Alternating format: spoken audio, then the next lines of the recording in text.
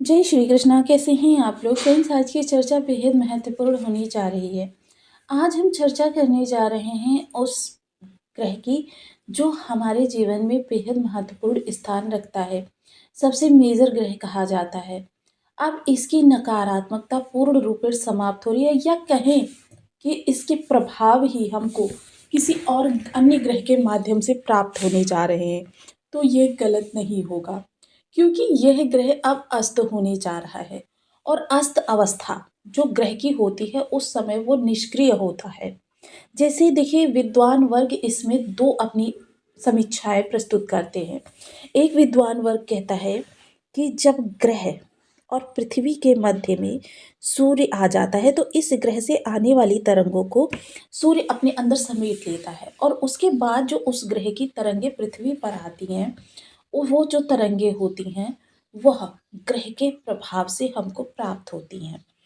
किंतु दूसरा विद्वान वर्ग कहता है कि ग्रह, देखिए सभी ग्रह जो हैं एक निश्चित परिभ्रमण कक्षा में करते हैं और सूर्य के चारों ओर करते हैं। अब ये मान ले सूर्य है, अब सूर्य के चारों ओर जब भ्रमण करते हुए ग्रह एक सबसे नज़दीक आ जाता है, सूर्य के एक निश्चित कक्षा में आ जाता है, अवस्था में आ जाता है, तो वहाँ पर सूर्य क्या होता है, उसकी तरंगों को सोख लेता है, अपने अंदर आत्मसात कर लेता है।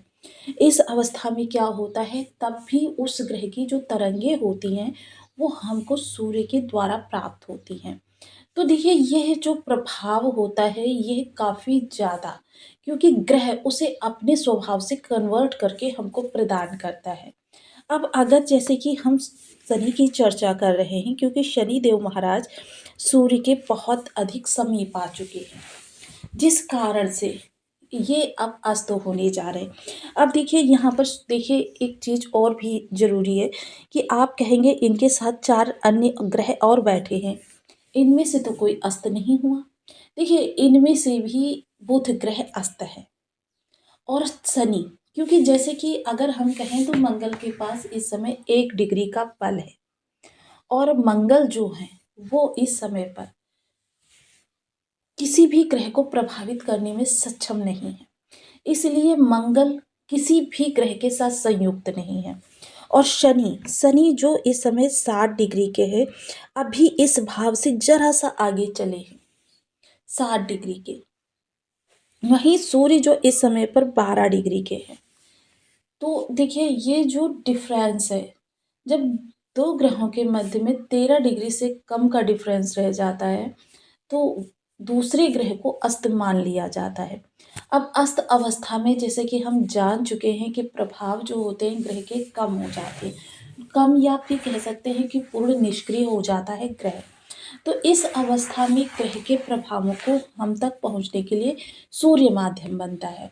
तो अब शनि के प्रभाव, क्योंकि शनि विलंबिता के कारक हैं, विलंबिता के कारक होने के साथ साथ शनि जो है एक मेजर प्लेनेट भी हैं, आजीविका के कारक भी हैं, भाग्य भाव में बैठे हुए हैं। अब यहाँ पर ये देखना बहुत ज़रूरी हो जाएगा। सबसे पहले ये देखते हैं कि शनि किन किन भावों को प्रभावित करेंगे। सर्वप्रथम आजीविका और लाभ प्रभावित होगा। अब शनि जहाँ पर बैठे हुए हैं, देखिए आपका सप्तम भी प्रभावित होगा। यहाँ से तृतीय दृष्टि आपके लाभ को देखेगी, सप्तम दृष्टि कर्म को देखेगी और दसम दृष्टि षष्ठ को देखेगी।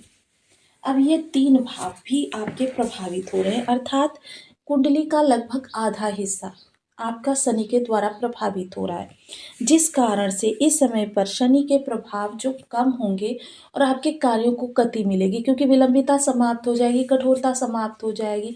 कठोरता क्या होता है शनि की, किसी भी ग्रह के किसी भी भाव के प्रभाव को अगर आपको प्राप्त करना है तो शनि क्या है, आपसे 200 से 300 तक आपसे मेहनत करवाते, तब जाकर आपको 60 to 70 रिजल्ट प्रदान करते हैं। ऐसी अवस्था में आप काफ़ी ज़्यादा परेशान हो जाते हैं कि भाई मेहनत तो हम इतनी करते हैं और हमको फल क्या मिलता है, बहुत कम। तो आइए चर्चा को आगे बढ़ाते हैं और जानते हैं कि कहाँ कहाँ से हमारे लिए किस तरीके के प्रभाव इस समय पर निकल कर आने वाले हैं। तो बनी रहिए हमारे साथ इस वीडियो में, एंड तक आपको बहुत कुछ जानने के लिए मिलेगा। वीडियो बहुत ज्ञानवर्धक होने वाला है। ये आपके लग्न में 4 नंबर बना हुआ है, तो ये राशिफल आपके लिए कुंडली में कहीं भी चंद्रमा के साथ 4 नंबर बना हुआ है तो ये राशिफल आपके लिए। कुंडली ना होने की स्थिति में आप इसे नाम राशि से भी देख सकते हैं। यदि अभी तक आपने अपने इस चैनल को सब्सक्राइब नहीं किया है तो प्लीज़ सब्सक्राइब कर लीजिए, वीडियो को लाइक कर दीजिए, चैनल को शेयर कर दीजिए। इससे होगा क्या कि हमारे आने वाले हर वीडियो की नोटिफिकेशन मिल सकेगी आपको सबसे पहले। एक प्यारा सा कमेंट करना बिल्कुल ना भूलें। कमेंट से हमें बहुत मोटिवेशन मिलता है, हौसला मिलता है और ये पता चलता है कि आप और क्या जानना चाहते हैं।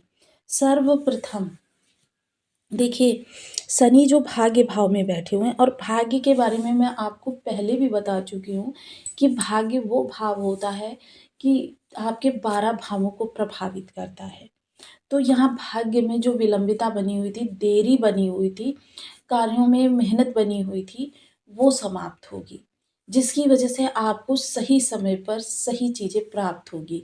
शनि का स्वभाव है कि शनि उस समय पर आपको चीज़ें नहीं देते हैं, जिस समय पर आपको सबसे ज़्यादा उनकी रिक्वायरमेंट होती है।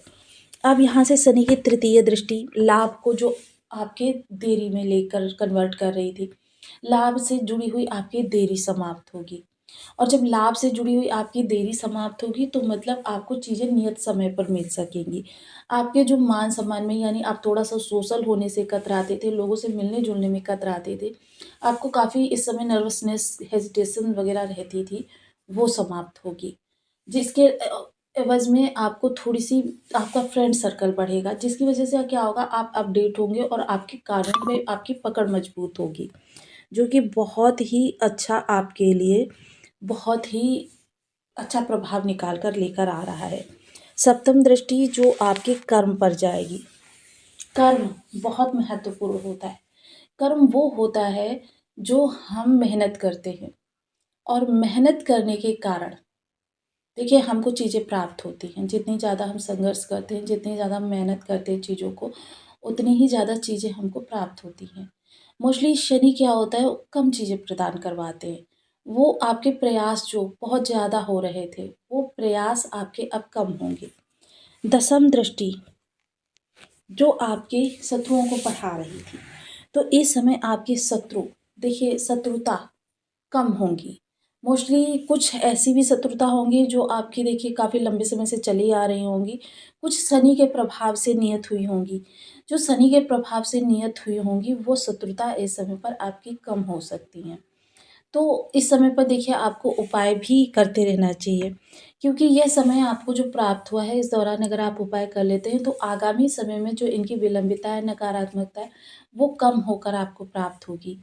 तो इसके लिए ओम सन शनिश्चराय नमः इस बीज मंत्र का 1 माला, 2 माला, 5 माला का जप नियमित अपनी शुद्धानुसार करना प्रारंभ करें। पीपल वृक्ष पर शनि मंदिर में घर के मुख्य द्वार की चौखट पर आप तिल के तेल या सरसों के तेल का दीपक अवश्य जलाएं। इसके अतिरिक्त आप देखिए एक कढ़ाई, लोहे का चिमटा या फिर अंगीठी चलते हुए साधु को दान कर दीजिए। किसी मंदिर में रहने वाले साधु को नहीं देना है, जो घुमंतु जोगी होते हैं उनको देना है।